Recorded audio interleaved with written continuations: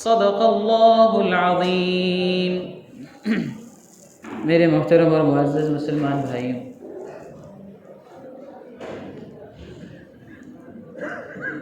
اللہ جل جلالہ کے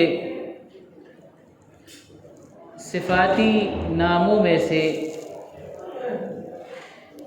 ایک نام ہے، ایک صفت ہے رب۔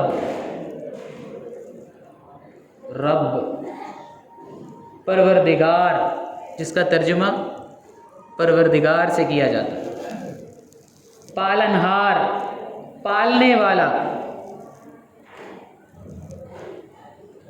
زندگی گزارنے کے اسباب مہیا کرنے والا، روزی دینے والا، اور روزی کے ساتھ انسان کی جتنی ضروریات ہیں جو اس کی دنیا میں زندگی گزارنے کے لیے، جن ضروریات کے بغیر وہ زندگی نہیں گزار سکتا، ان ضروریات کا مہیا کرنے والا وہ ہے رب۔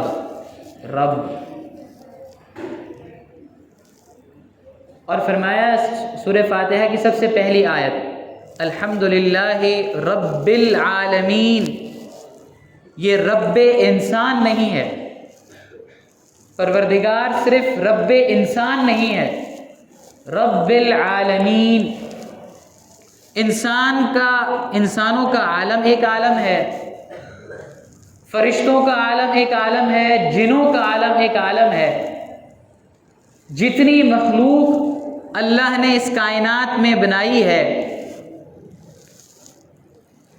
ساری مخلوق کا پالنہار، پروردگار، ان کی ضروریات مہیا کرنے والا وہ اللہ ہے، رب العالمین۔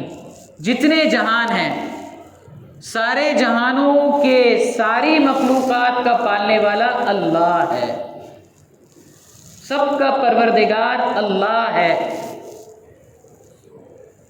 سارے اسباب مہیا کیے ہیں اس اللہ نے، اللہ رب العالمین۔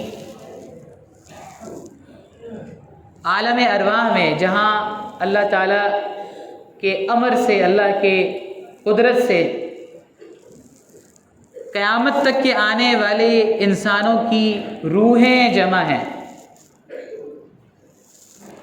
اس عالم کو وہ کہاں ہے، وہ کیسا ہے، پروردگار نے ہمیں بتایا، رسول اللہ صلی اللہ علیہ وسلم نے ہمیں خبر دی، ہمیں ایمان ہے وہ عالم۔ یہ عالم جہاں ساری ارواح اکٹھی ہیں، وہاں کے بارے میں اللہ نے ارشاد فرمایا کہ دنیا میں انسان کو بھیجنے سے پہلے، سیدنا آدم کو دنیا میں بھیجنے سے پہلے، اس مقام پر ساری کے ساری ارواح کو اکٹھے فرما کر اللہ تعالیٰ نے اپنا تعارف جس صفت سے انہیں کروایا، اور جس صفت سے تعارف کروا کر ساری ارواح سے اقرار لیا، وہ صفت کیا تھی؟ الست بربکم، کیا میں تمہارا پروردگار نہیں ہوں؟ قالوا بلا، ساری ارواح نے کہا ہاں آپ ہی ہمیں پروردگار۔ کیوں نہیں؟ آپ پروردگار ہیں۔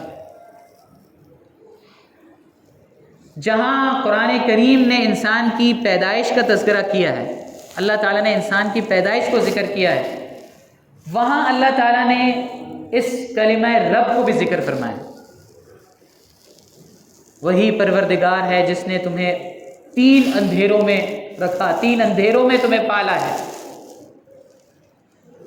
وہ پروردگار ہے تمہارا، اسی کی عبادت کرو، وہ پروردگار ہے تمہارا، اسی سے ڈرو۔ وہاں بھی پروردگار کا لفظ، رب کا لفظ ارشاد فرما کر ہماری توجہ اس طرف مبذول کروائی، ہماری توجہ کروائی کہ اللہ ہی پالنے والے ہیں، اللہ ہی ہمارے پروردگار ہیں۔ انبیاء علیہ والسلام نے جو دعائیں مانگی ہیں، اور وہ دعائیں اللہ تعالیٰ نے قرآن کریم میں نقل کی ہیں، ان دعاؤں میں بھی بار بار اس لفظ کا ذکر ہے، ربنا ظلمنا انفسنا ربنا انی اسکنت من ذریتی بواد غیر ذی زرع رب اجعلنی مقیم الصلاۃ ومن ذریتی ان معی ربی سیہدین. یہ انبیاء کرام علیہ الصلوۃ والسلام کی دعائیں ہیں. اور اس کے علاوہ بھی جو دعائیں ارشاد فرمائی ہیں اور بھی مختلف الفاظ ارشاد ہوئے ہیں دعاؤں میں، وہیں یہ لفظ بار بار قرآن کریم نے استعمال کیا ہے. رب، یہ ہمیں ہماری آنکھیں کھولی ہیں، ہمارے آنکھیں بار بار اللہ تعالیٰ کھولنا چاہ رہے ہیں کہ تمہارا پروردگار اللہ ہے، اس پر ایمان رکھو، اس پر سچے دل سے یقین رکھو کہ پالنے والا اللہ ہے. جس خدا نے، جس اللہ نے ماں کے پیٹ میں روزی کا بندوبست کیا تھا، وہی اللہ دنیا میں بھی بندوبست کرنے والا ہے. جس اللہ نے حضرت یونس علیہ السلام کو مچھلی کے پیٹ میں پالا تھا، وہی اللہ تمہیں بھی پالنے والا ہے. جس اللہ نے حضرت موسیٰ علیہ السلام کو تابوت میں زندہ رکھا تھا، فرعون کے محل میں پالا تھا، وہی اللہ تمہارا بھی پروردگار ہے، وہی اللہ تمہیں بھی پالنے والا ہے. یہ لفظ ہمیں بار بار بولنا ہے اور بار بار اپنے آپ کو سمجھانا ہے اور بار بار یہ لفظ ادا کر کے اپنے ایمان کو مضبوط کرنا ہے کہ اللہ ہمارا پروردگار ہے. ہماری جو کیفیت ہے وہ کیا ہے؟ ہمارا پروردگار کون ہے؟ اللہ ہمارے پروردگار ہیں، لیکن ہم نے اپنا پروردگار کس کو بنایا ہے؟ ہمیں تو اللہ تعالیٰ فرما رہے ہیں کہ میں تمہارا پروردگار ہوں، ساری روزی کا انتظام میرے ہاتھ میں ہے، دنیا میں گزارنے کے لیے تمہاری جتنی ضروریات ہیں سب مہیا کرنے والا میں ہوں. اس وجہ سے تمہیں مانگنا ہے تو مجھ سے مانگو اور میری مان کر چلو. اگر تم مجھے اپنا پروردگار سمجھتے ہو تو میری مان کر چلو. دنیا میں زندگی گزارنے کا مسئلہ ہے، پالنے والا تو میں ہوں، میری مان کر چلو، میں پروردگار ہوں. اب دیکھنا یہ ہے کہ میں نے اور آپ نے اپنا پروردگار کس کو سمجھا ہے. زبانی طور پر تو ہمارے اقرار ہے، سورہ فاتحہ میں الحمدللہ ہم نماز میں بارہا پڑھتے ہیں رب العالمین، اے پروردگار تو سارے جہانوں کا پروردگار ہے، تو سب کو پالنے والا ہے. بار بار ہم دعاؤں میں ربنا آتنا فی الدنیا حسنہ، پروردگار دنیا میں بھی نیکی، اچھی خوشیاں اور نیکیاں عطا فرما، آخرت میں بھی خوشیاں بلائیاں عطا فرما. زبان سے تو ہمارا دعویٰ یہ ہے کہ اللہ ہمارے پروردگار ہیں، لیکن ہمارا عمل کیا کہہ رہا ہے کہ میرا پروردگار کون ہے؟ کیا روزی کے طلب کرنے، مال کمانے کے لیے جب میں گھر سے باہر نکلتا ہوں اور وہاں اللہ تعالیٰ کا کوئی حکم میری طرف متوجہ ہوتا ہے تو اس حکم کو میں مانتا ہوں یا اس حکم کو میں توڑتا ہوں؟ یہیں سے متعین ہو جائے گا، یہیں سے واضح ہو جائے گا کہ میں اللہ کو اپنا پروردگار مانتا ہوں یا میں دکان کو اپنا پروردگار مانتا ہوں. یہیں سے بات سمجھ میں آ جائے گی کہ میں دفتر کو اپنا پالنہار مان رہا ہوں یا اللہ کو اپنا پالنہار مان رہا ہوں.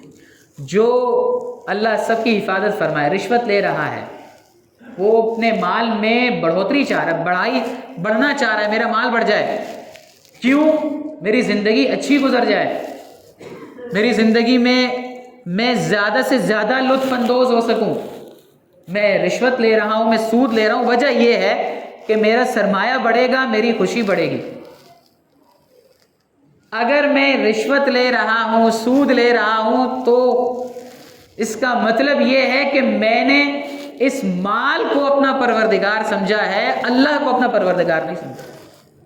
اگر اللہ کو اپنا پروردگار سمجھا ہوتا کہ اللہ نے مجھے زندگی کی ضروریات مہیا کرنی ہے، تو پھر اللہ کا حکم کیسے ٹوٹتا؟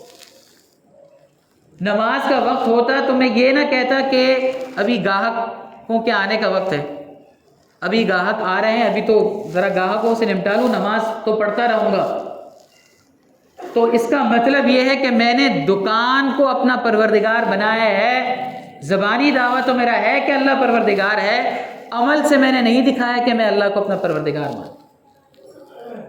ہم کثرت مانگتے ہیں، کثرت، زیادہ مل جائے، زیادہ ہوگا تب خوشیاں ہوں گی.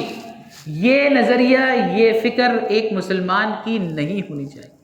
یہ تو ان لوگوں کی فکر ہے جو رب کو اپنا پروردگار مانتے نہیں ہیں، جو اللہ کو اپنا پروردگار مانتے نہیں ہیں، رب نہیں مانتے. وہ کہتے ہیں کہ سرمایہ جتنا زیادہ ہوگا اتنی زیادہ خوشیاں بڑھیں گی. یہ معاشیات کا قاعدہ ہے. سرمایہ جتنا بڑھے گا، جو مغربی معیشت ہے، مغربی معاشیات، وہ کہتے ہیں کہ سرمایہ جتنا بڑھے گا اتنی خوشی بڑھے گی. جتنی چیزیں آپ زیادہ دنیا کی حاصل کر سکتے ہیں اتنی زیادہ آپ کی زندگی خوشحال ہوگی.